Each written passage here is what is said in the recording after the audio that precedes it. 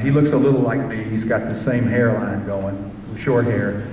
And we didn't quite get down in stance and run and butt heads, but it was pretty close because we're both pretty stubborn. And the first couple of years were very uncomfortable because I thought I knew how to run the business. And his perspective over time helped get much more value for the business. And I also quit trying to think like an operator and started thinking like somebody who's going to make money. Venture people want to see somebody who's been through that. Because I was a very good manager at Scientific Atlanta and Kimberly-Clark. I understood how to run a company. I understood how to manage salespeople. I understood how to develop products. That had been my job at Scientific Atlanta, was product management. So I understood that. I'd had all those jobs. But what I really didn't understand was the notion of getting a company to the point at which it can be sold because it's valuable to somebody further up the food chain. For instance, in PowerPhone and in Johnson Communication, by creating Nextel, we were able to get a national initial public offering going. Raised billions of dollars. The alternative for me with the second company, I had to raise $1.5 billion to build out my network into what is now Nextel. Or I could join this group and they could raise the money at a much cheaper price. That was a pretty easy decision. Take away all that risk, get the money now, it was on the table. Was stock from Nextel, which turned out to be a pretty good deal. My investors, it wouldn't have mattered what I said because my investors were all out of there. Once that offer hit the table, it was like, how fast can you sign it? So I didn't have any choice. It didn't matter. I didn't really want to keep going. But that was the way it works. Let's talk a little more about the business. Hey, you talk about lifestyle business. Can you give us examples? Does that ring a bell with y'all with a lifestyle? A lifestyle business, most service businesses are lifestyle. My father was a doctor. That's a lifestyle business. He made a lot of money, he worked very hard, but he couldn't sell his practice. Basically, the money he made from it supported his lifestyle. A family that owns a dry cleaner, that's a lifestyle business. Kids are involved, maybe some relatives.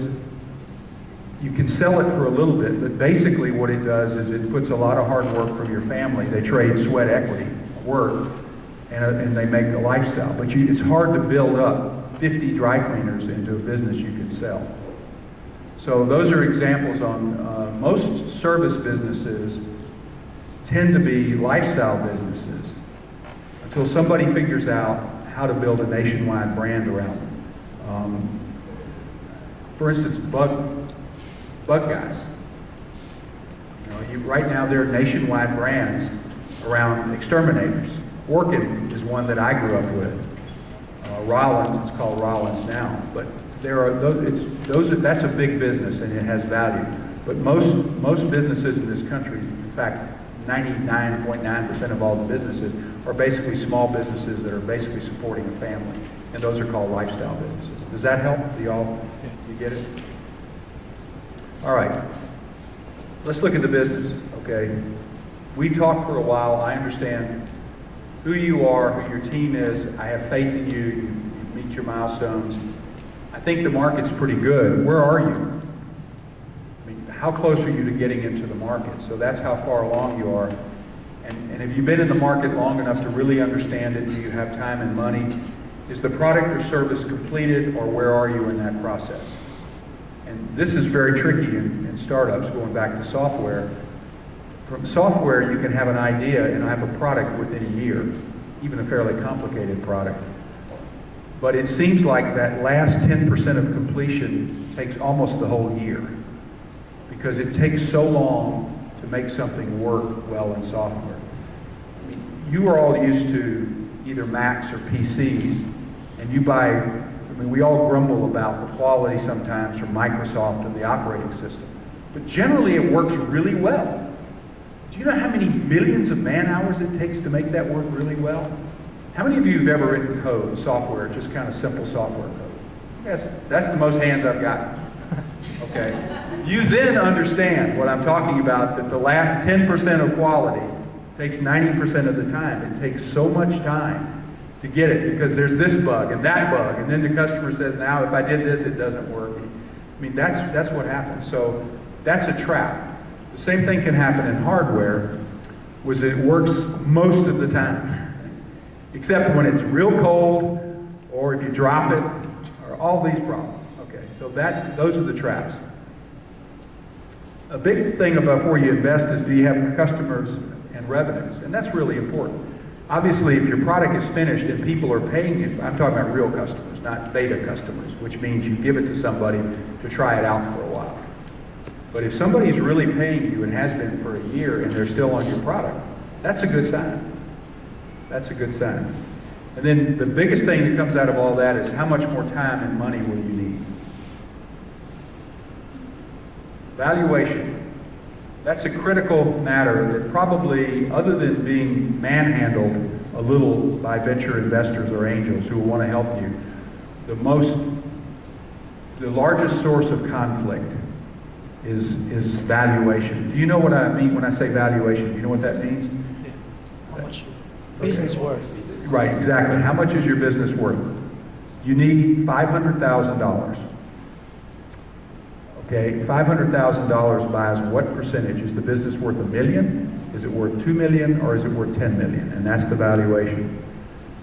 And as it says here, there's a mathematical formula, basically, which is driven by the exit. How much is it worth when you cash out? Venture people want to see about a 35% annual return. So if you're looking at 5 years, you need to make 3 to 5 times of the value of the business today in order to make that kind of return. That also tells you how much money and time needed. A rule of thumb, I told you a minute ago, is you basically your investment has to be about 1/10 of 5-year revenues. In other words, if I invest in your business today and I invest $2 million and your revenues happen to be $2 million, and then I look out, in order for that investment to pay off, you basically have to build about a $20 million company in 5 years. And if you think about the math, it works that way because most companies get bought for 1 to 2 times revenues. So if someone buys it and buys the whole company, let's say for $2 million, I buy half the company. $20 million, somebody pays $20 million, I get $10 million for my $2 million investment. That's 5 times money.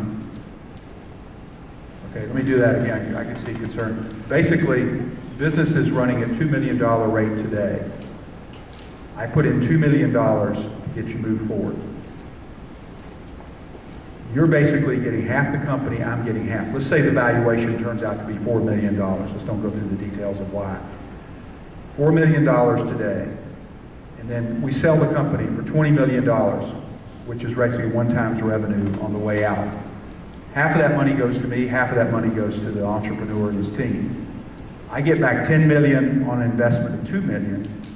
That's why the math usually works 10 times the investment, because that's just a general shortcut. That's 5 times money. Right now, venture capitalists would be dancing on this table if they were getting 5 times money. That's very hard to do. In the late 90s, you know, when I sold my second wireless deal was 40 times money. It was a great deal for everybody. You mean 5 times for how long? Excuse me? For how long you get 5 times? 5 times what?